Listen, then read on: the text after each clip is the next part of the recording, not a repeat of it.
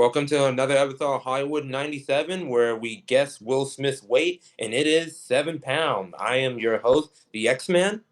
Phantom Magic. Ram Proxy. North Ronan. And today's movie, we are reviewing the 1992 horror classic Candyman, starring Tony Todd, and based on a short story by horror legend Clive Barker in celebration of the new Candyman that has just came out less than a month ago. So why don't we go around and kind of talk about our history with this movie? You guys don't mind if I go first? No, not at all. I don't have a history with the movie anyway. Well, that's a spoiler. So I first saw this movie about, I want to say about 13, 14.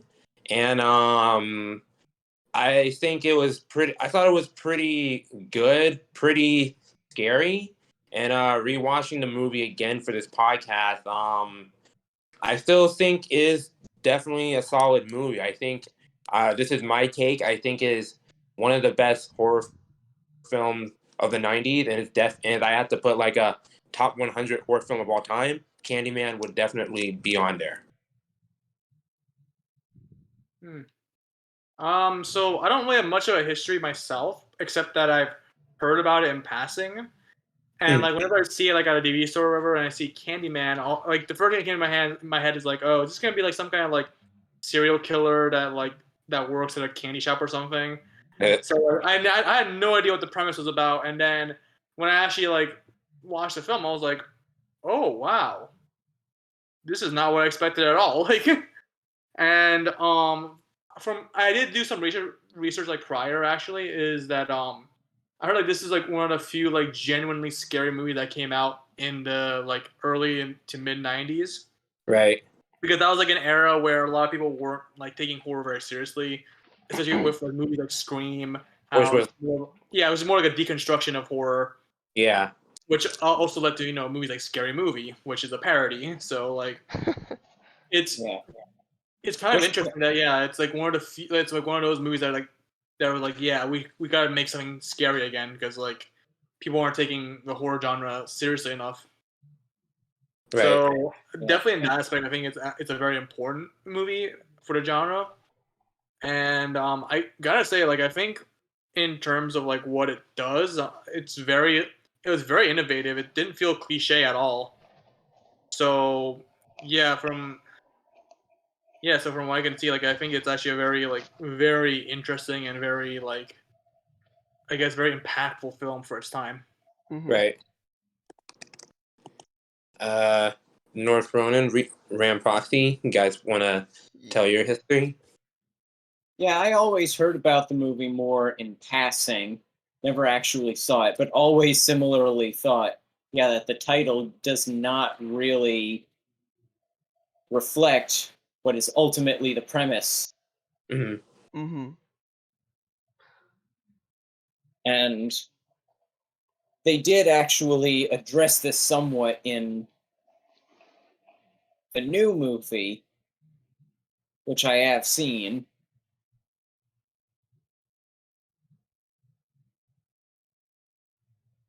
Sorry. Go ahead. Also, I had seen the new one before I had seen the original, actually. Mm-hmm. And a lot of things do, in fact, make a lot of sense now about the new one, and it's clear now that it's actually, in fact, a sequel to this movie. And after seeing the original, it left me thinking that the new one could have done so much more with its concept.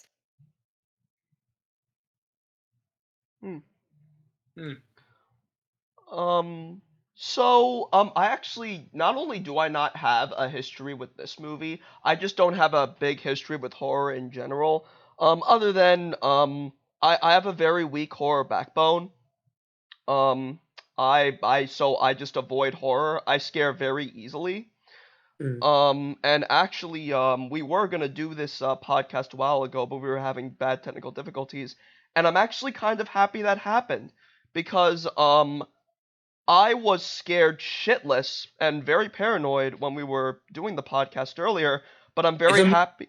you Hmm? paranoid. Sorry, I don't mean to cut you off, but Oh, it does. hmm. Well, you heard it here first. Candyman makes Randall poop. We didn't need to know that, but now we do. Yep. Well, I do want to say that I'm very happy that I sat on the movie and waited and formed an opinion and waited for my paranoia from the movie to die off because this was And a for a good movement, apparently. but I actually really liked this movie. Like I thought it was a very very good movie. I thought the premise of it was interesting. I thought it did a lot of I thought that like Phantom said, it was very innovative for the horror genre. It's a very important movie in the horror genre, and I just love what this movie does in general, how it carries itself, the flow of everything, and the fact that not only is this movie legitimately scary, but it has a very good story as well. Right. Oh, and by the way, we try to keep our spoilers of the new Candyman to a very, very, very minimum, like saying Candyman's name 5 times. And I'll just say there are 2 other sequels to Candyman. They don't matter anymore, so you don't really have to watch them. Mm-mm. I hear they're bad anyway. Yeah, I have seen both of them because of fucking course I have. But So are the X-Men after all. Tale as old as time. The first one's always the best. Yep. Until what I wanted to really point out, something that I noticed on a technical level, is the music in the movie. The Mhm. music is hauntingly really good. Yeah, Like, the movie is absolutely Oh fantastic. God. yeah, it was done by Philip Glass, the guy who did the Koyaanisqatsi trilogy, the one where everything is kind of moving super fast and everything like that. So I thought it was like just amazing. Like, see, what I notice about a lot of horror movies is it's almost like, and I actually watched a video about the making of Candyman, the original, and they were talking about how a lot of horror movies have this musical cue that basically tells you to be scared. What I like about Candyman though is it doesn't have like those real quick cues like like those really quick and loud violins or pianos. It's a very slow boil, a very creepy piano, which a very creepy sounding organ, a very creepy sounding piano, the unsettling vocals. It's not like it's trying to tell you to be scared, but rather it's less scary or less startling, but more unsettling, and that makes the movie and the scenes where you're supposed to be scared that much more uncomfortable to watch and It's so very, much more scary. it's very much like a gothic score, like a modern day Yeah. score. Like a week ago, I was watching the Coppola Dracula, and the music which came out the exact same time as Candyman in early '92, and the music is and basically the Candyman theme. It sounds like that kind of gothic score, but updated for a modern time. Yeah. Yeah, like that's what, but yeah, like normally actually when it comes to horror movies, I do prefer horror anything really. I prefer the use of silence. I Mhm. definitely prefer like I feel like when it comes to horror anything, horror movies, horror games, anything that has to do with horror media, I feel like silence is your best friend. Because music usually could hurt the the flow of the movie more than help it. But in this movie's case, it really helped it. And I can't think of a lot of moments where there was a lot of silence. But again, Philip Glass did such a beautiful, beautiful job with the unsettling tones of this music to really just help the scary scenes of this movie, as I've said before. Right. Like it's very rare where you find a movie with music that actually helps it's carry its horror aspect to actually make you feel as uncomfortable as possible. Right. And the thing is, when somebody here brought up The Shining earlier, one of the just to bring this up, one of the criticism that I always hear about this movie that I think is a little unfair, that it's been compared unfavorably to The Shining and many of David Lynch's movies, Hmm. which which in a sense I can see the vibe of of The Shining and of a David Lynch film, but I think that's just an unfair criticism because it's always been based as a criticism for this film. And I think that's a little unfair. Yeah. I The mean, way I didn't really get that vibe, to be honest, because like The Shining is more like a mental like thing. Where this one's like the Candyman is real, like the Candyman actually exists. While in The Right, Shining, it's like what is like, do we know what's actually happening, or is it just all in Jack's head? right. See, the thing with The Shining also is that, and I also want to bring up a movie like The Exorcist as well, even though there's really no comparison here. But the point that I'm trying to get at least in my experience with horror movies, is that they're just really scary. Like they're just meant to scare you. And what one thing actually about The Shining that scared me more than anything, to be honest with you, was Jack Nicholson's performance in that movie.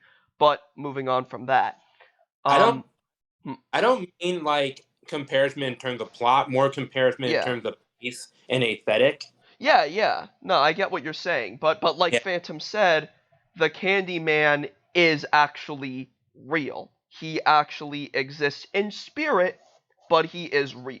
He is right. there and he can hurt you. And he can hurt you and he can hurt anybody really. Anyone that he blah, blah, blah, blah, blah.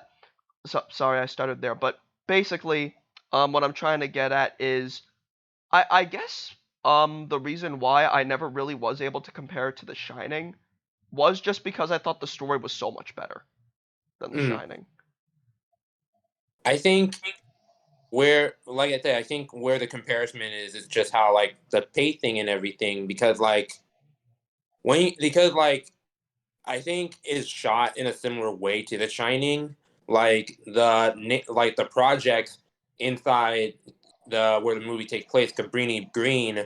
That's kind of similar to like the Overlook Hotel, where it just become a character within itself.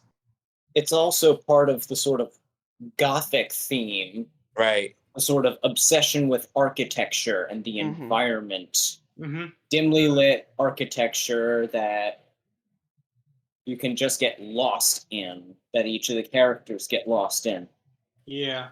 I think what makes because Cabrini Green is an actual place within Chicago, and it was a real place that was known for extreme poverty and organized crime, and I feel like this movie really exposed like what was going on in those types of neighborhood and like how something like the Candyman is more elaborated on in the newer movie, but how something like the Candyman could affect this town and I think it worked really well because in the early 90s there was this huge explosion of urban film that was showing like a side of like of urban cities, like for example Boys in the Hood came out like the year before, and does show it really does make like the neighborhood there that you would never see in other movies like stand out a lot.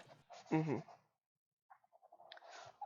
I guess another thing, I'm sorry to change the subject here, but I think another thing that the main reason why I just have such a hard time comparing this to The Shining is also because I love how great of a job Candyman does at having you sympathize for the killer.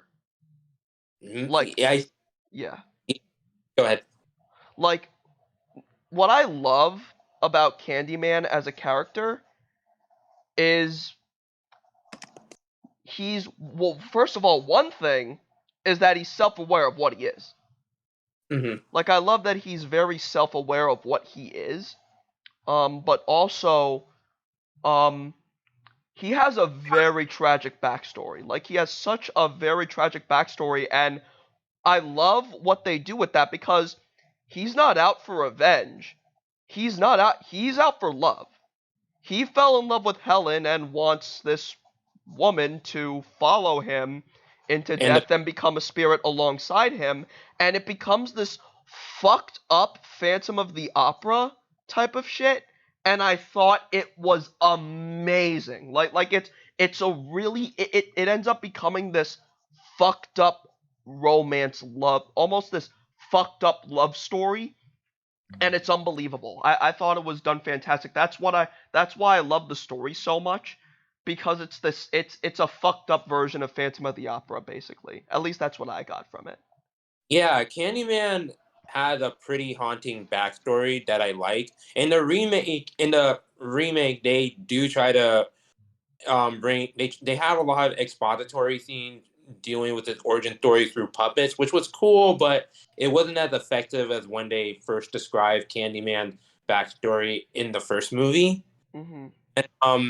Yeah, like you can see at the end, near the end of the film, once he has Helen and once he has the baby, like you can see that that's like a subtle way of him trying to recreate the family he never had.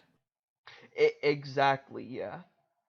Mm-hmm. It also kind of remind me of the original Mummy with Boris Karloff in the 1930s, where where Boris Karloff is re trying to bring back. He finds the reincarnation of his dead lover, and he's trying to bring her back to his immortal world, in a way. Mhm. And I think, and I think, and another thing was, and I just want to bring this up, like Tony Todd, who plays Candyman in this movie. I mean, how good of an actor is Tony Todd in this movie? I think his performance is. Oh well, go ahead. I've talked enough. Um, yeah, no, it's okay. It's like Tony Todd, I think it's pretty good. Yeah. his voice is incredible. Yeah. It's super haunting. Like it's like you can feel it down your soul. That scene where you first see him in the parking lot and he's in silhouette, that's a badass scene. But Yeah, Just his presence being known, yeah. accompanied also with the amazing soundtrack. it They could not be more perfectly matched for each other. Um, going from that, I'd like to transition just into the. Well, first of all, I'd like to talk about Tony Todd as an actor. He's just a great actor. He's just a Yeah. great actor. Like, he's a fantastic actor. Now, I haven't seen too many. Now, I haven't seen too many of his stuff, but I've seen a little bit of his voice. But I've seen a little bits and pieces of his voice work. He's actually in the new Spider-Man game. He's gonna be voicing Venom, which, Right. oh my God, he sounds beautiful as Venom. But anyway, um, North Ronin X-Man. I couldn't have said it better myself. Along with the his Tony Todd's haunting voice, along with his beautiful acting, dude, when I first, oh my fucking God, I'm never gonna forget the first time listening to that fucking voice. Like, it's like you said, X-Men, it is haunting. It is actual nightmare fuel. Yeah. Helen, Helen. I'm like, it's like you feel this chill down your spine. It's almost like it's a voice that I kind of want to sound soothing, but Hmm. you can't. I just can't see it as soothing because of the music and of the way he's saying it as well. Because in general, I feel like Tony Todd just has a very soothing voice, but the way he delivers his line and his dialogue, it's like, uh, You know who they were originally wanted for the choice of Candyman? who? Eddie Murphy. Really? Yeah, I mean that kind of does Well, make at the time because in the early '90s, Eddie Murphy was super popular and he could pull off a dramatic role, like 'cause he was in that movie Life at the time.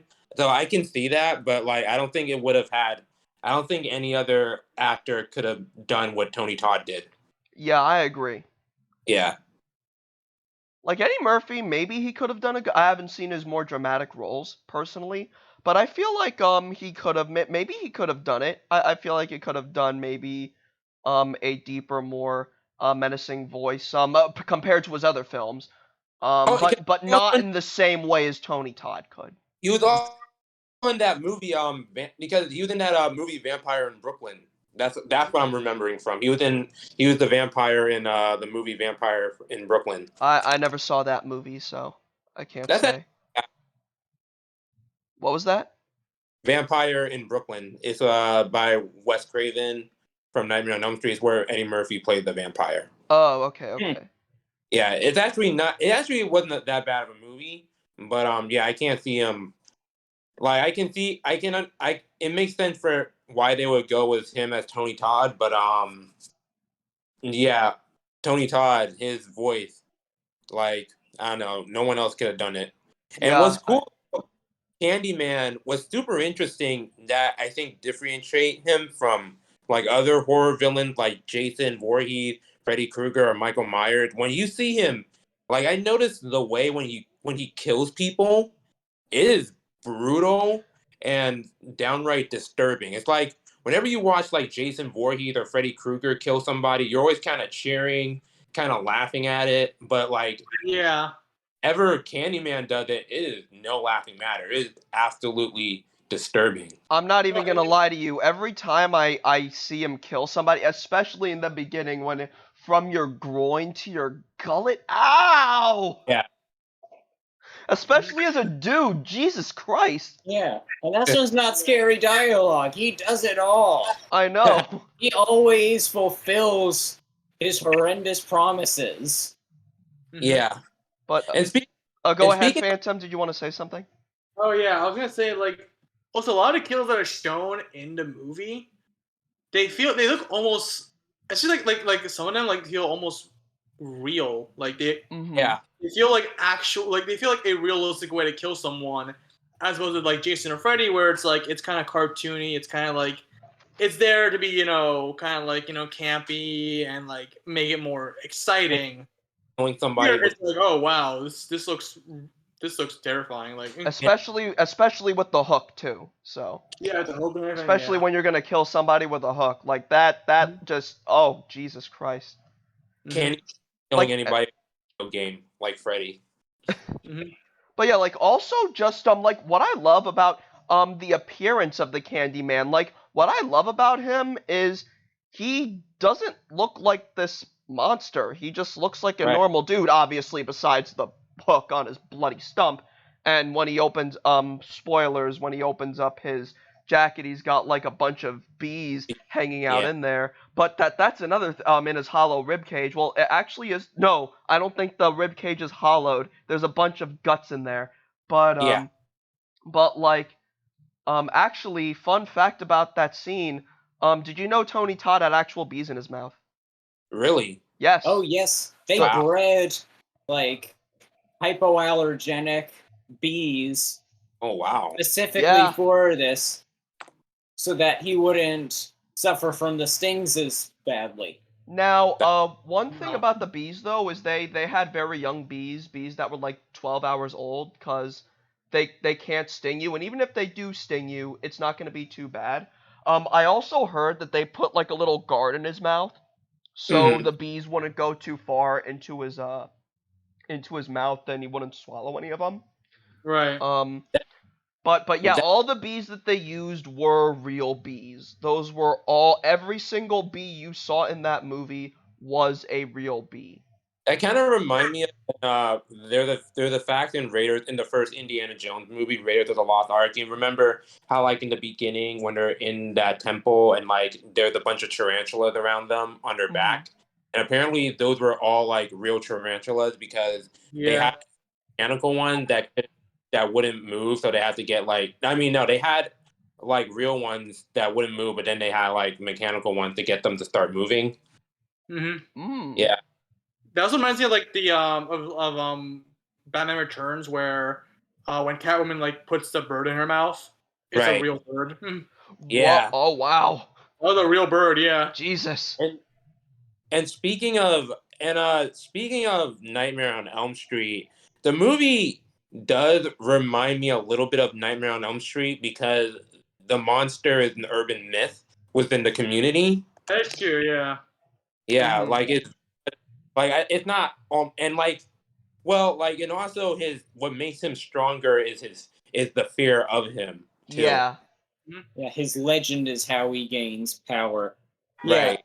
That's what what's yeah. interesting about this movie, it is both original and derivative in a lot of ways. It's Right. almost you know what it is? It's Yes. almost like a deconstruction of horror because it's like the killer is again, the killer is very self-aware of what he is. He's aware that he's a legend and he's aware that he's feared. In fact, one of the lines that I love when he's talking to Helen is that he loves the fact that he's a terror tale, a tale to what was I don't remember the exact line, so I'm just gonna Yeah. paraphrase.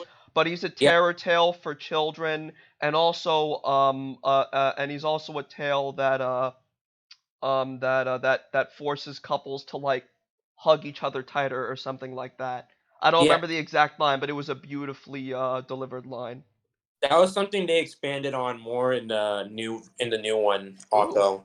I That was might an idea I might and watch they it then. yeah.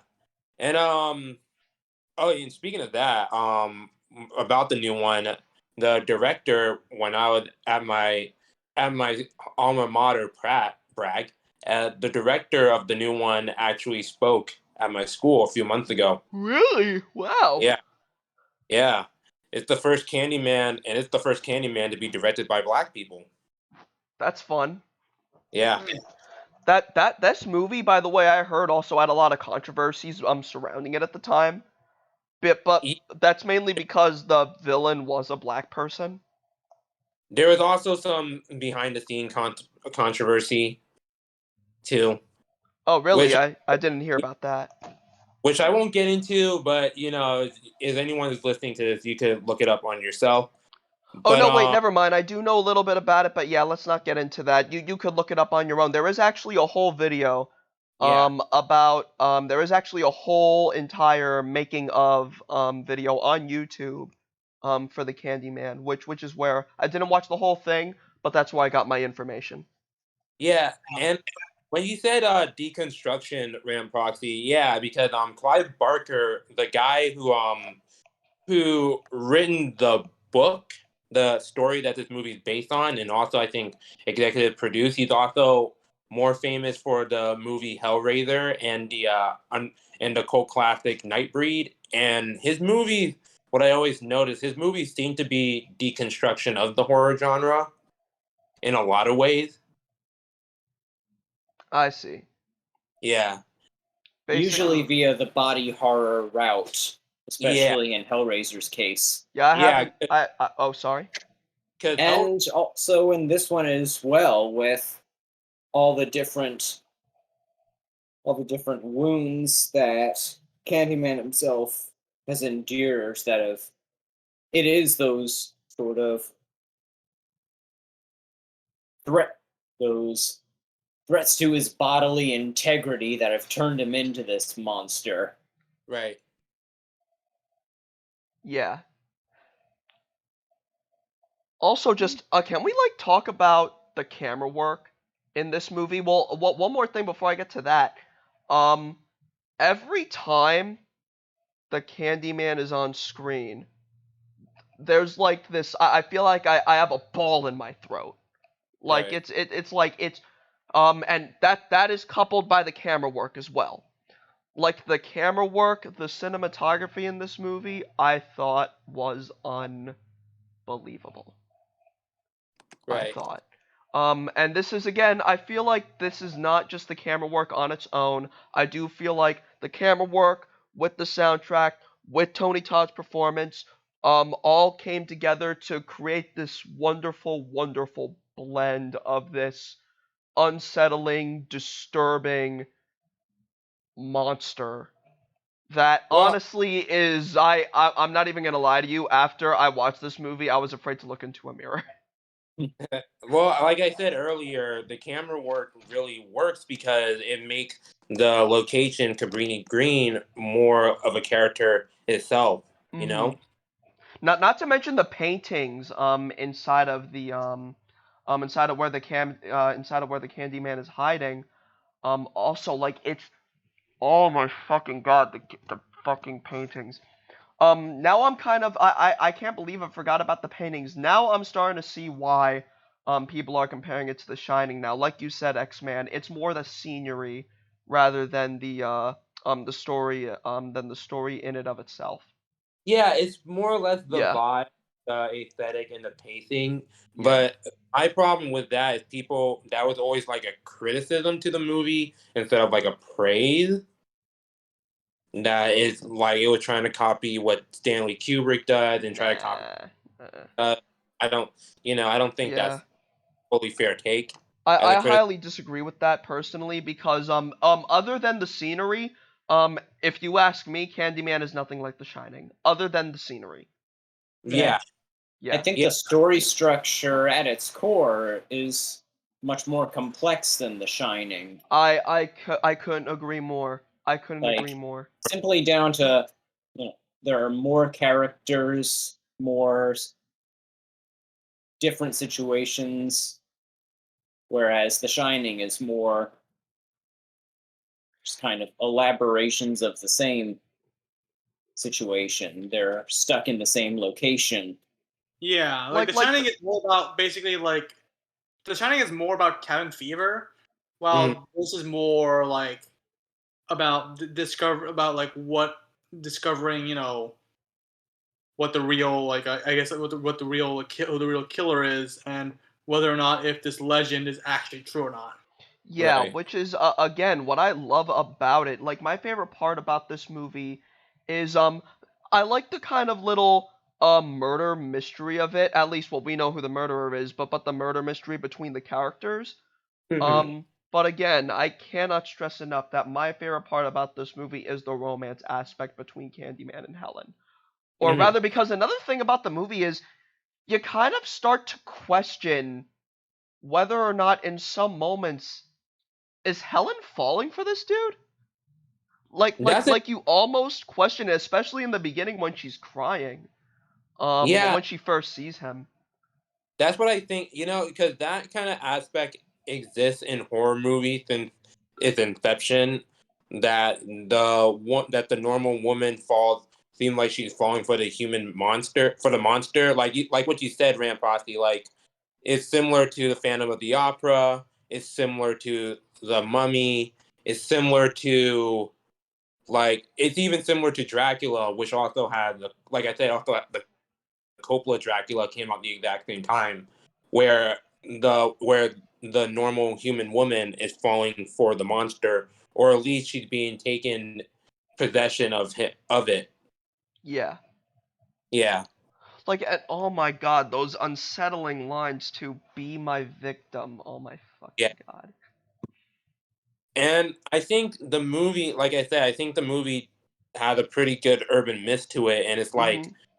like what I said, like the new one kind of expand on that theme about generational trauma, like what this movie does, and I think that really works. Mm-hmm. Yeah, I agree. And once again, I know I'm repeating myself, but I can't help it. Like this movie's just the more I talk about it, the better this movie becomes. Um, Right. but it's like the fact that this is a legend. The scariest part, as I've said before, is the fact that this legend knows exactly what it is. It Yeah. knows that it's a legend. It knows that it's a story, and it's going to make sure that that people stay believing in this legend. It's almost it is similar to Freddy Krueger, but I feel Hmm. like that it's much better done. In my but only because of I think it's because of the overall story, not necessarily the premise. Just the Right. overall story and not what is Yeah. being done, but the way that it's done. Right. So because the whole thing with Freddy Krueger is Freddy Krueger's has a lot of quips. Well, let's be Yeah. honest, but Freddy Krueger is very very quippy. Yeah, he's meant to be hokey. Yeah. And and what's interesting about it, the book, the story that is based on, the one that was written by Clive Barker, apparently that's not set in Chicago, it's set in the UK. Oh wow. Yeah. And Candyman was like a white guy. Oh. Oh I wow. think that change, like, I think that change to the movie worked so much more and brought out better scenes into the movie. Yeah, I agree, especially making the Candyman a slave who died because because that got brutally murdered, all because Yeah. he fell in love with some dude's daughter, all because he fell in love with some rich dude's daughter. Right. Which again, going back to sympathy, that's something that a lot of movies, I don't see a lot of movies do that. At least not to that level. Like there are movies that have this really tragic backstory for the killer, but not to this level, because the more I think about it after the fact, it's like I almost feel he's unsettling, he's scary, and his presence is scary, but you almost feel sorry for him because he just wants love. That is what he's looking for. He's looking for this woman. Again, like I said before, he wants Helen to follow him into death. Right. And the baby. Yes. Which he Oh, that's fucking right, the baby. Oh my god. That's I can't believe I forgot about the baby. and I'm not gonna spoil, and like I said, try not to spoil the new one, but weeks before the new one, months before the new one had came out, and they were showing commercials and trailers of it, I figured out the twist to the movie. Yeah, which deals with the baby. Yeah. Oh wow. Yeah, that's when we find really that the two films. Oh, okay. We find how they're connected. Yeah. I see. Oh wow. But yeah, X-Man, I see where you're getting at now, because I forgot about the baby. This dude just wants a family to follow him into death. That's very poetic, to be honest with you. Watch of this movie, and on rewatch of the movie, I didn't remember. I thought the baby only showed up at the last 20 minutes. I forgot the baby was kind of a subplot in the movie. Yeah. Yeah. Yeah. We didn't see her until the very finale, or she wasn't even introduced until later in the second act. Yeah. I totally forgot that the baby, because I was thinking the baby only showed up. He just took the baby in desperation at the end, but I forgot the baby was a major subplot in the first movie. Yeah, the baby is honestly kind of a little bit easy to forget about, and that's, again, it is mostly about Helen and the Candyman, and this whole fucked up this fucked up gothic romance vibe that the movie has going. But another thing, this I do want to talk about one scene in particular that normally would not scare, that scenes like this would usually make me laugh. It was the scene in the therapy scene, where Candyman kills the therapist and then flies out the window. Normally, scenes like that would actually have me dying laughing. Scenes like that would just have me dying laughing. But the way this was done, I wanted to scream. Yeah, it was downright creepy. The way that he floated out of the window made me want to scream. It was even thinking about the way that he does it. I don't know what it was. Normally, I feel like that scene should make me laugh, but it made me want to run. It just made me want to run out of the room. Right. Whenever you see a villain who's just comfortable in their malevolence, in whatever horrific act they've just done, when they feel comfortable or even content or satisfied with someone else's suffering or ill fate, right, that is what makes it. The fact that he's just so peacefully floating. Yeah. Just floating on air. And not even the fact that these types of scenes are usually accompanied by maniacal laughter, but the Candyman is a very quiet, not quiet, but a very suave character, a very smooth sound. He has a very smooth sounding voice. So I feel like that was just, all accompanied with that was what made the scene so creepy.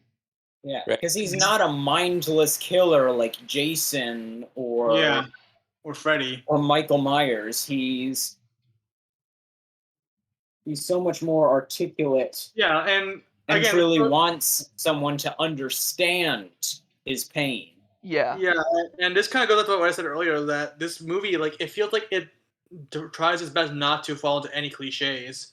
Like, and like I think Candyman himself is a very different like killer. Like, he's not over the top. He's not trying he's not trying to be cool or like anything. He is genuinely horrifying. And even Helen is like, she's not some idiot. Like, she's granted, she does some questionable things. I think at the beginning, she's a bit too I think at the beginning she's like a bit too careless. But like in general, like she's actually she's kind of clever. She's very brave. She's doing this because she really wants to know more about this. Yeah. She's not just some it's not like like in the other a lot of other horror movies. It's like, oh, it's the girl who managed to escape because reasons, and then it's like, no, this character really this character actually is actually like impactful. Like, she does really smart things. Like the way she infiltrates everything is like, wow. Yeah. And you can't say, why didn't she just do her research through the internet, because there was no internet yet. Exactly. Yeah, there's no internet. And the thing is, no one believed, and again, no one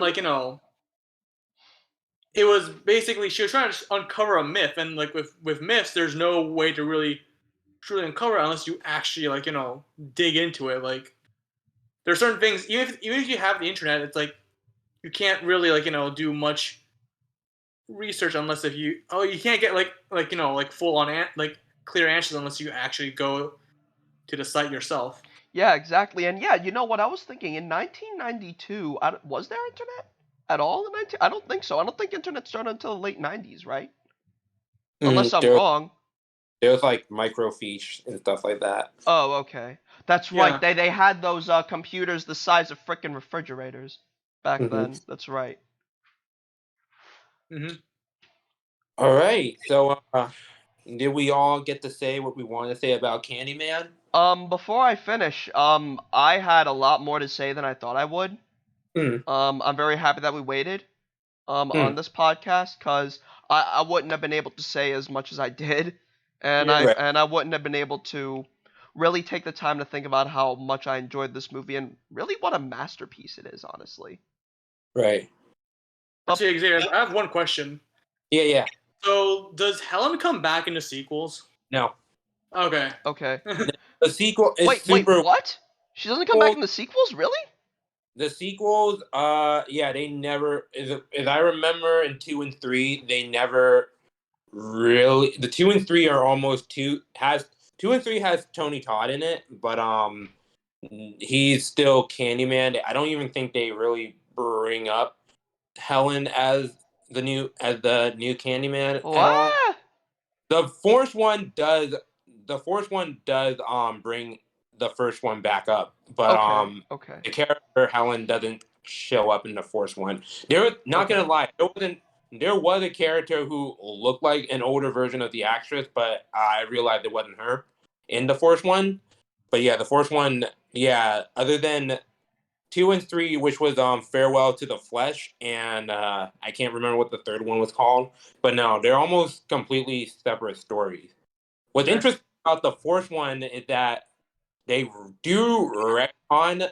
It's weird. They retcon 2 and 3, but it feels like. But what they were explaining with Candyman, it feels like they were alluding to it, but it's a little weird. I see. Yeah.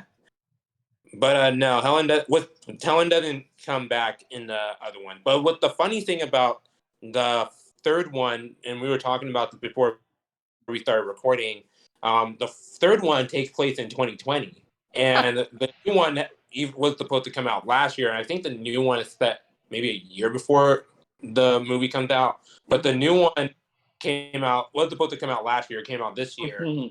So it's like the new one pretty much definitely retconned 2 and 3. Mm-hmm. And predicted itself. Yeah. Yeah, we definitely went through a horror show in 2020, didn't we? Yep. All right. So, anyone got anything else to say about Candyman? All I have to say is my rating. I give this. Oh man, this is gonna be a hard one. I'm gonna be honest with you. I have to give this one a 4.5 out of 5. Me too. I gotta give this a 4.5 out of 5. I'll give it like a 4.5 it is a out of solid. 5, Yeah, it is solid 4 for me. I think it earned its place in being one of the greatest horror films of all time. Yeah. I think it earned this. It's like calling Kevin Smith's Clerk a major moment in American indie movie. Like, this solidified itself in one of the great horror films of the 90s and one of the great horror films of all time. Like, I can't really praise a lot of horror movies out there because I just don't like being scared. I just don't like. All I can say about most horror movies is it's scary, but this one I can safely say is a great movie. Yeah. All right. So are we good? Yep. Right, and just like unlike Marty McFly, we are out of time. This is Hollywood 97. I'm your host, the X-Men. Fan Magic. Rand Proxy. North Ronin. And we'll see you for the next video. Like, subscribe, and hit the bell when it's all well. And see you guys next time for the next video. Bye. See you next time, guys. Bye. Bye.